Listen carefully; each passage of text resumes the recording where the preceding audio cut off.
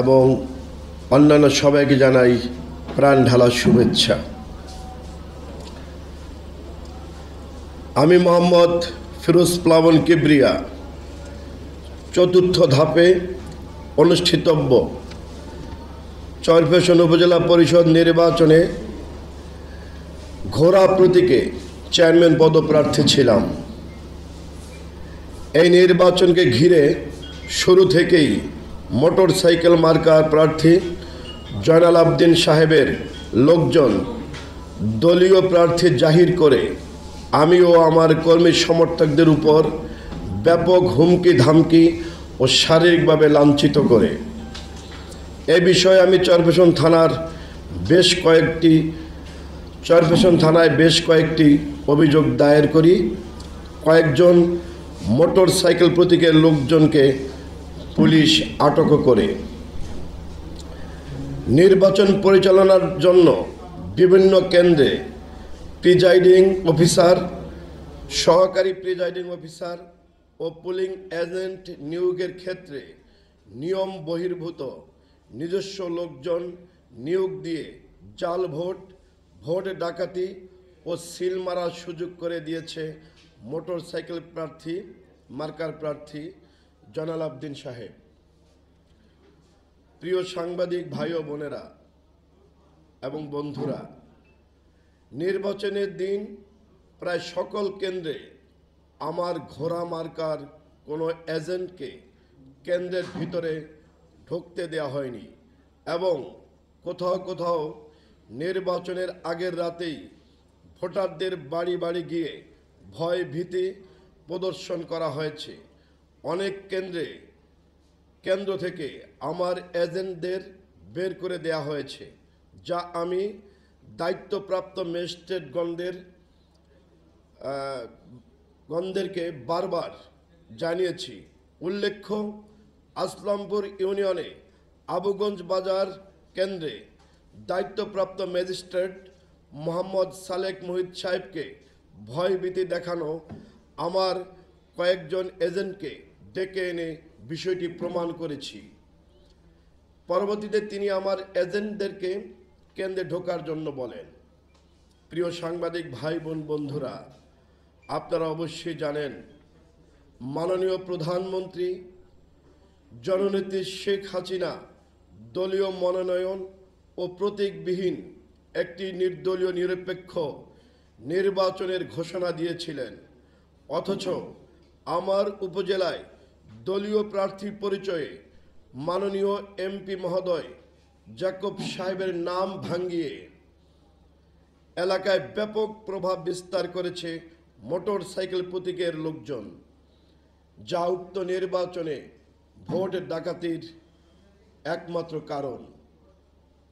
উল্লেখ্য, motorcycle marker প্রার্থী মোহাম্মদ জয়নাল আবদিন সাহেব নির্বাচনের বিভিন্ন প্রচারণায় বলে বেরিয়েছেন স্থানীয় এমপি মহোদয় আবদুল্লাহ আল ইসলাম জ্যাকব সাহেব নাকি তার খামার বাড়িতে এক বর্ধিত সভায় বলেছেন সাবেক অর্থাৎ মোটরসাইকেলের প্রতীক প্রার্থী জয়নাল আবদিন সাহেব ও ভাইস চেয়ারম্যান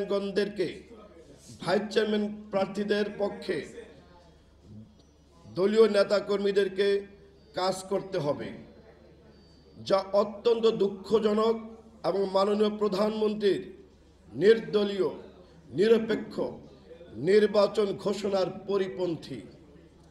তার এমন বক্তব্যের ভিডিও আমার কাছে রয়েছে। তবে মাননীয় এমপি মহোদয় প্রিয় জ্যাকব ভাই কাউকে সমর্থন দেননি, এটা নির্বাচনের আগে আমাকে বলেছেন এবং আমি মনে করি মাননীয় এমপি মহোদয়ের নাম ভাঙিয়ে একটি প্রহসনে নির্বাচন করেছে মোটরসাইকেল মার্কার প্রার্থীর লোকজন।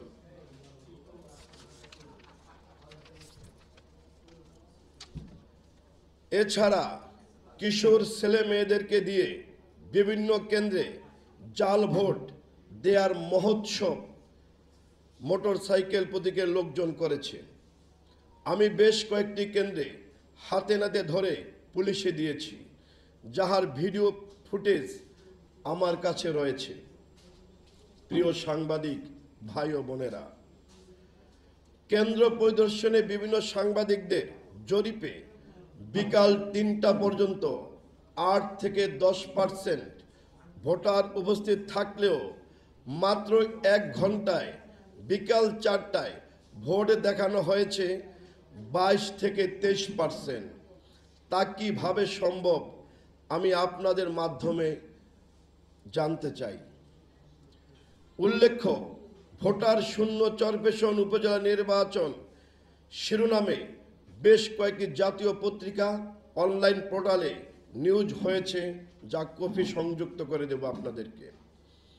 এছাড়া অন্যান্য উপজেলায় ভোট গণনা শেষে ফলাফল ৩-৪ ঘন্টায় হলেও আমার উপজেলায় ৭-৮ ঘন্টায় ফলাফল ঘোষণা করা হয়, যা একটি সাজানো ও মন গড়া ফলাফল ঘোষণার নিদর্শন বলে আমি মনে করি এবং উক্ত নির্বাচনের ফলাফল প্রত্যাখ্যান সহ পুনঃতফসিল ও পুনর্নির্বাচন চেয়ে জেলা রিটার্নিং অফিসার বরাবর একটি আবেদন করেছি আমি। তাহার অনুলিপি মাননীয় প্রধান নির্বাচন কমিশনার সহ সংশ্লিষ্ট সকল দপ্তরে আমি প্রেরণ করেছি।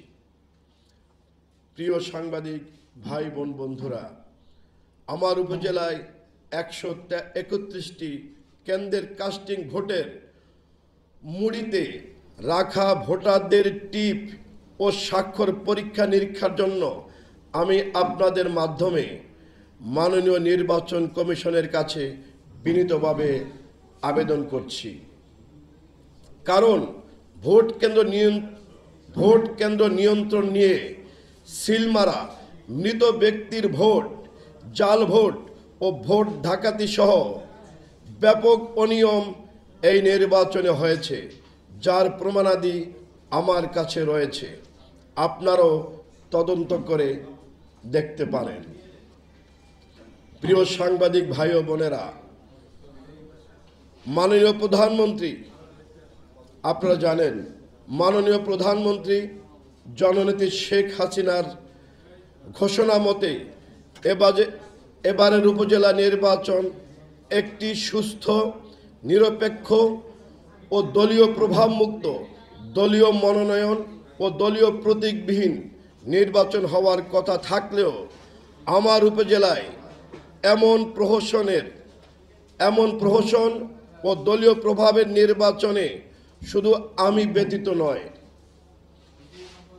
চরপেশন উপজেলার লাখো লাখো ভোটার ও জনগণ ব্যতীত এবং নীরবে কাঁদছে আমার উপজেলার লক্ষ লক্ষ ভোটারগণ। তাই আমি এই ভোট ডাকাতির সুস্থ তদন্ত সহ পুনর্নির্বাচনের দাবি করছি। এছাড়াও আমি মাননীয় প্রধানমন্ত্রীর সকল দৃশ্যমান উন্নয়নের এবং নৌকা প্রতীকের সর্বোচ্চ প্রচারক ও একজন কণ্ঠশিল্পী ও কণ্ঠযোদ্ধা হিসাবে আমার এই বিচারের দাবিটুকু মাননীয় প্রধানমন্ত্রীর কাছে আমি সবিনয়ে পেশ করছি আপনাদের মাধ্যমে। আমার লিখিত বক্তব্য এটুকুই।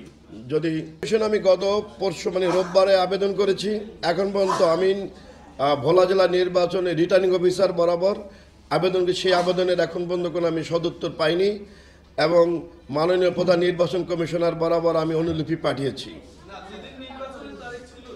জি,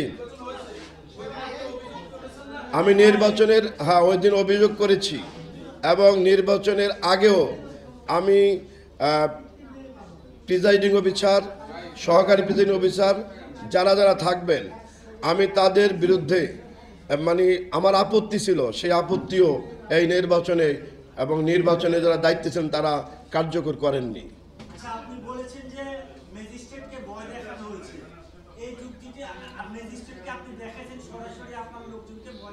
জি,